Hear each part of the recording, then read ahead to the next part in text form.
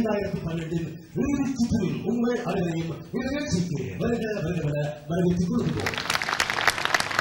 இந்த சுற்றில் 5 சுற்றுகள் இடம்பெற இருக்கிற 5 பகுதிகள், மொத்தமாக 35 பாடகர்கள் இந்த நிகழ்ச்சியிலே என்று பாடப்போகிறார்கள். சுகமான பல கானங்கள் இதமான சுருக்கி வந்து சேர்க்கிறது. முதலாவது சுற்றிலிருந்து இறுதி வரை அனைத்துக்கும் நடுவர்களாக கடமையாற்றப் போகின்ற எங்கள் அன்புக்கு மதிப்புக்கு உரிய துயல் மகாராஜன் அவர்கள்,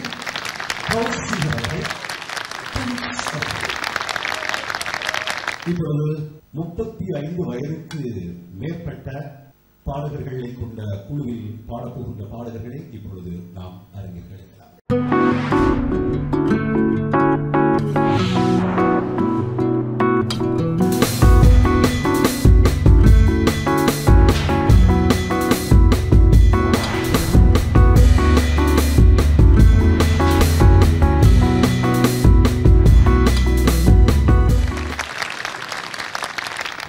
இப்போது முதலாவது சுற்று ஆரம்பிக்கப் போகிறது.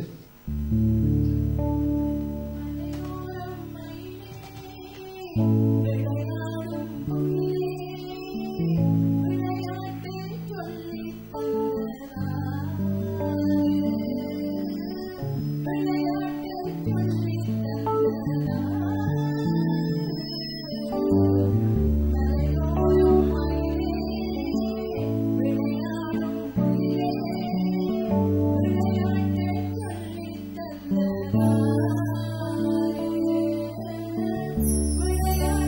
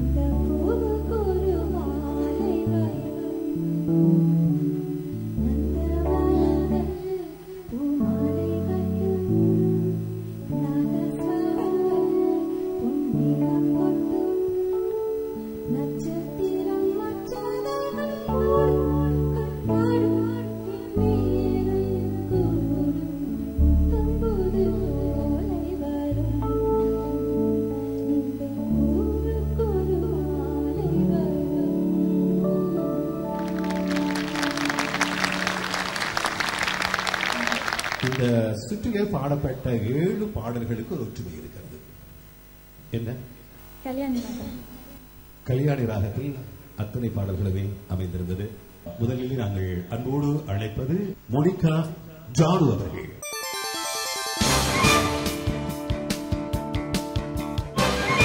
ஒரு அழகான பாடகி, அழகான பாட்டு கொடுக்க போறீங்க. என்ன பாட்டு பாட போறீங்க? ஆலயமணி நூல் செய்ய கேட்டு. இந்த பாட்டை தெரிவு செய்ய காரணம்? எனக்கு ரொம்ப பிடிச்ச பாட்டு. உங்க கணவருக்கு பிடித்த பாட்டு அப்படின்னு சொல்லுவீங்க நினைச்சேன். அப்படின்னு சொல்லுவாங்க. ஓகே.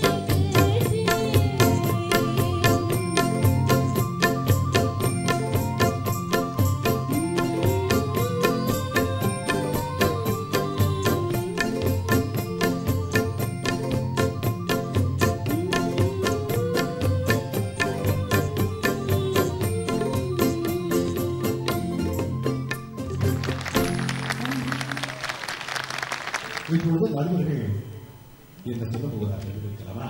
முதலில் எங்கள் அன்புக்கு மதிப்புக்குரிய நடுவராக இருக்கிற மகாராஜன் அவர்களுடைய கவனம். முதல் பாடலுக்கு இவங்களை தேர்வு செய்தது ரொம்ப சரின்னு நினைக்கிறேன். காரணம், பாடல் ஆரம்பத்திலிருந்து முடிவு வரைக்கும் சிரித்த முகத்தோடனே பாடினாங்க.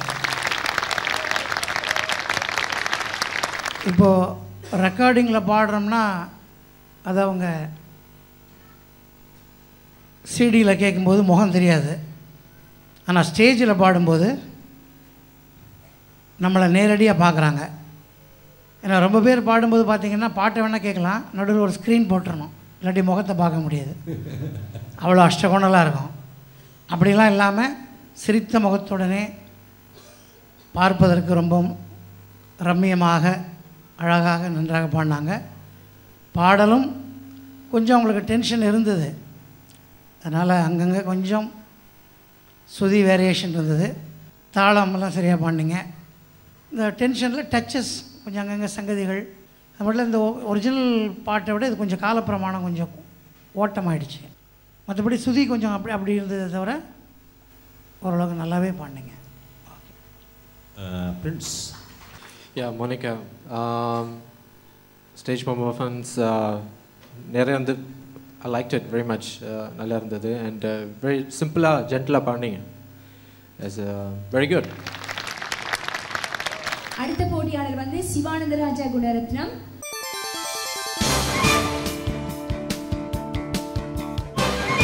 நலம் நலமறிய ஆவல். நலமாக இருக்கிறேன். என்ன பாட்டு பாட போறீங்க? இதயம் திரைப்படத்திலிருந்து இதயமே இதயமே மௌனமே கொஞ்சம்.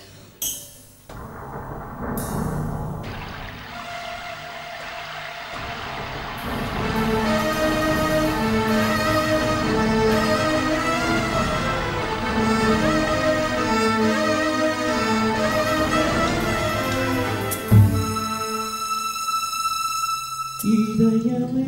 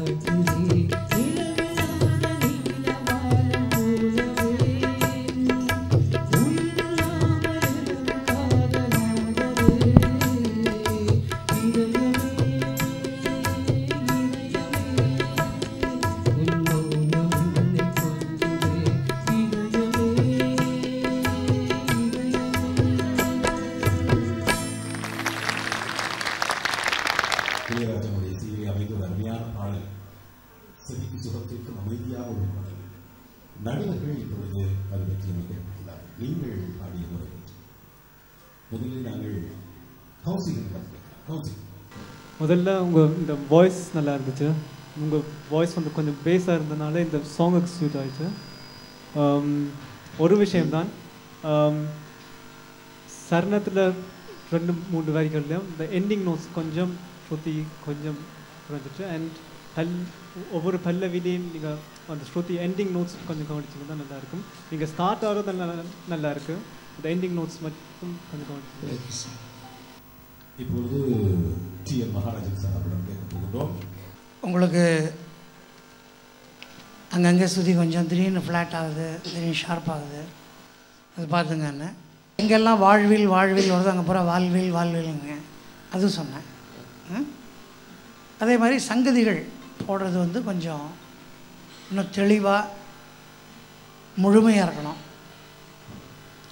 அதெல்லாம் பார்த்துட்டிங்கன்னா okay okay, all the best. அடுத்த போட்டியாளர் திருமதி நதி ஜெயாளன் அவர்கள்.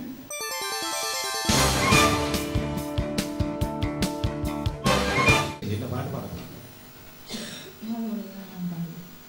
காதோட்ட நீங்க பாடுவீங்களா பேசுவீங்களா?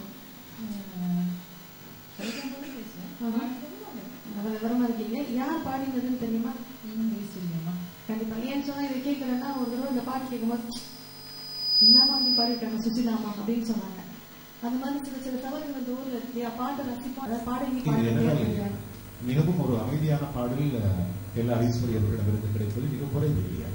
பிறகு ஒரு அமைதியான பாடல் என்பதால் மாறி நினைப்பதற்கு சந்தர்ப்பம் வருகிறது.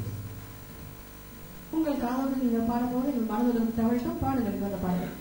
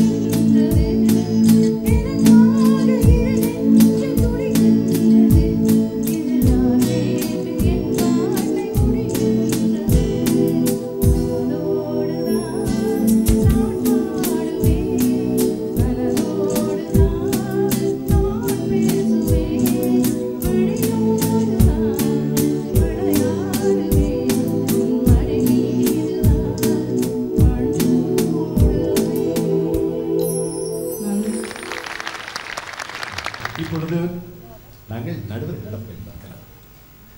சிஎல் மகாராஜன் சார். மேடைக்கு வந்துட்டோம்னா அந்த பாடல் மேலே நாம் செய்கின்ற தொழில் மேலே பயபக்தி இருக்கலாம், ஆனால் பயம் இருக்கக்கூடாது.